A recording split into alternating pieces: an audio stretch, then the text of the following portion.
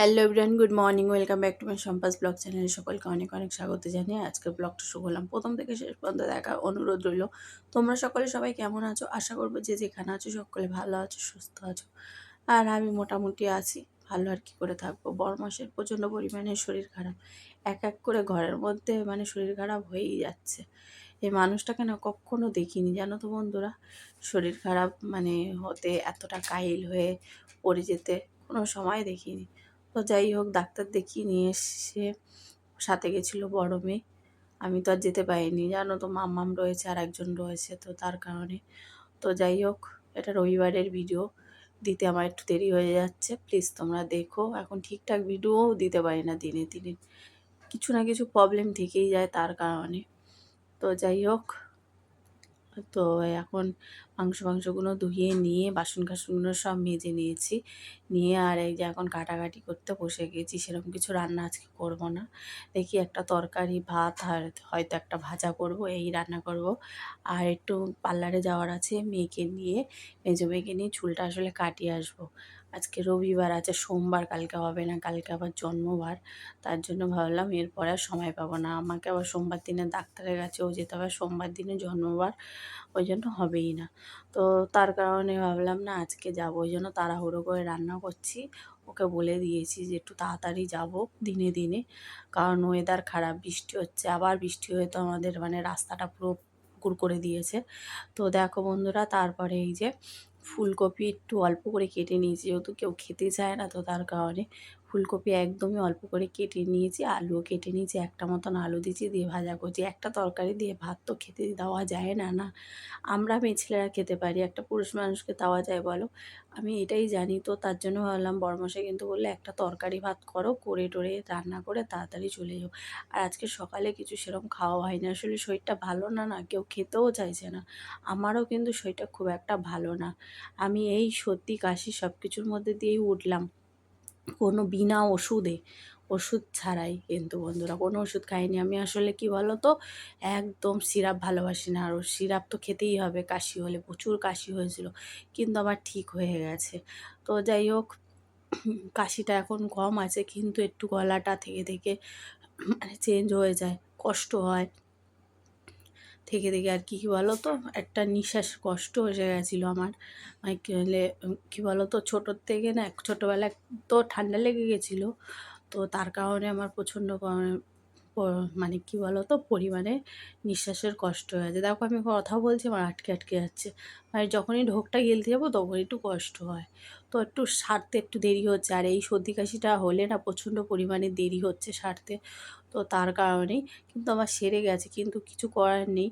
আর আমার চুলটা এতটাই পরিমাণে পড়ছিল, তার জন্য আমাকে স্পা স্পা বলছে স্ট্রেটনিংটা করতেই হলো।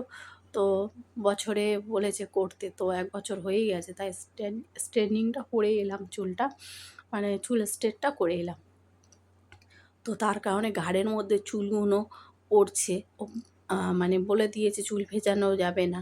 তো তার কারণে না আমি একটা ওড়না নিয়ে নিয়েছি গায়ে, পিঠ থেকে পুরো পেঁচিয়ে নিয়েছি, তাহলে পিঠের মধ্যে যা চুলটা লেগে যাচ্ছে সেটা আর কি লাগবে না। তার কারণেই ওড়নাটা গায়ে ওইভাবে নিয়ে রান্না করছে, চুলটা দেখতে পাচ্ছ ছাড়া।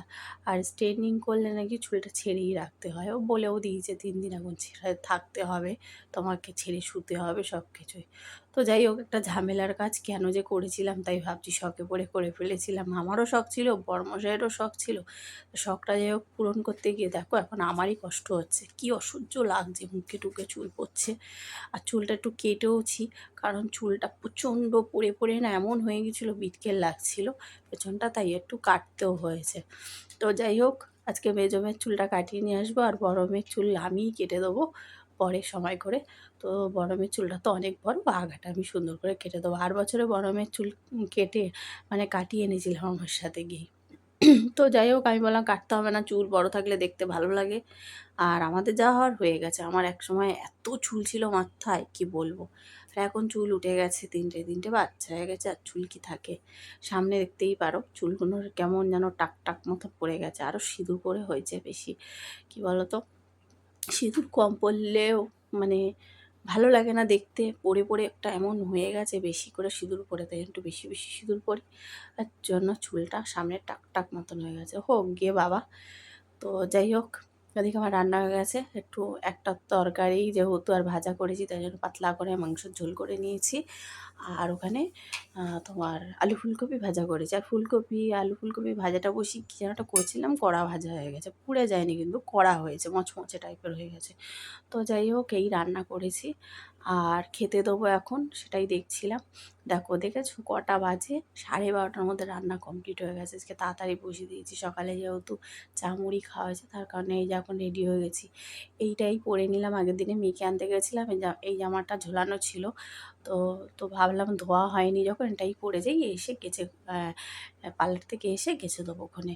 আবার একটা বলো তো আলমারি থেকে বের করতে ভালো লাগে? দেখো সারা রাস্তায় জল, ভালো লাগছে না। আমাদের রাস্তাটা তো আমি ভিডিও করতেই পারিনি, কারণ আমি করবো কী করে বলো তো, প্রচুর পরিমাণে জল। চেষ্টা করব যাওয়ার সময় করার, তো কতটা কি পারবো জানি না।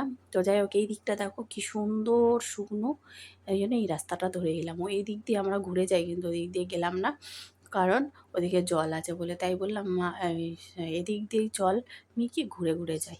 তো যাই হোক চলে এসেছি পার্লারে। এই দেখো এই যে আমি চুল তো স্ট্রেটনিং করে গেছি আগেই। তো যাই হোক এখন আমি স্পা করতে এসেছি, তো ভাবলাম করে যাই, 3 দিন যেহেতু হয়ে গেল। তো আমি তো ভিডিওটা একটু দেরি করে দিচ্ছি, আর ভিডিও তখন করতেও পারিনি, তো তার কারণে তারপরে দেখো চলে এসেছি। আর তখন আমার মেয়ে ক্যামেরাটা করে দিয়েছিল আমার। আর এই যে এখন সন্ধ্যাবেলায় কি করব দেখো, পাঁপড় ভাজবো। বড়মশাই পাঁপড় নিয়ে এসছে, সন্ধ্যের আগে আগেই চলে এসেছি, একটু শুয়েছিলাম, এসে সব পরিষ্কার পরিচ্ছন্ন করে।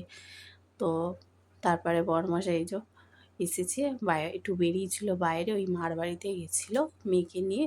তো তারপরে আসার সময় একটু পাঁপড় কিনে নিয়ে আসলো। আসলে মামাম শোন আগের দিনে পাঁপড় খেতে চেয়েছিল, তো আমি মেয়েকে বলেছিলাম পাঁপড় আনতে। আসলে এত জল না, মেয়ে কেউ বেরোতে চাইবে না এখান থেকে, বুঝতে পেরেছো? ঘর থেকে বেরোনোর কথা ভাববে বারবার, যেহেতু বরমাসাই বেরিয়েছিল তার জন্য নিয়ে আসলো পাঁপড়। তো চলো, পাঁপড় ভাজার আগে পাঁপড় দেখেই মেয়ে লাফালাফি করছে, আমাকে একটু পাঁপড় দাও পাঁপড় দাও। আমি যে ভাজি তারপরে নিয়ে যাচ্ছি। তারপর সাথে এই যে লিকার চা আদা দিয়ে বেশি করে করে নিচ্ছি, যেহেতু বড়মশাই প্রচণ্ড কাশছে, বেশি করে আদা দিয়েছি। আর দুধ চাটা করলাম না, লিকার চাটাই করলাম, যেহেতু তেলে ভাজা তো সাথে খাবো, তার কারণে দুধ চাটা করলাম না। নাহলে দুধ চা করতাম, একবেলা লিকার চা একবেলা দুধ চা খাই। তো তারপরে যাই হোক পাঁপড়গুলো ভেজে নিয়েছি, নিজে ব্যাডমিন্টন পাঁপড় কয়েকটা ভেজেছি। তারপর বড় বড় পিস করে দেখো এই মাধুরী পাঁপড়গুলো ভেজে নিয়েছি। দেখতে লাগছে প্রচুর, ওখানে অতটা না, আসলে উঁচু হয়ে আছে তার কারণে। তো যাই হোক চলো এখন চাটা খাবো, আর খেয়ে দিয়ে তারপরে একটু কাজ আছে সেগুলো করব। তাহলে ভিডিওটা আজকে রাখছি বন্ধুরা এখানে। সকলে ভালো থেকো, সুস্থ থেকো, সবাই কিন্তু নিজেদের খেয়াল রেখো।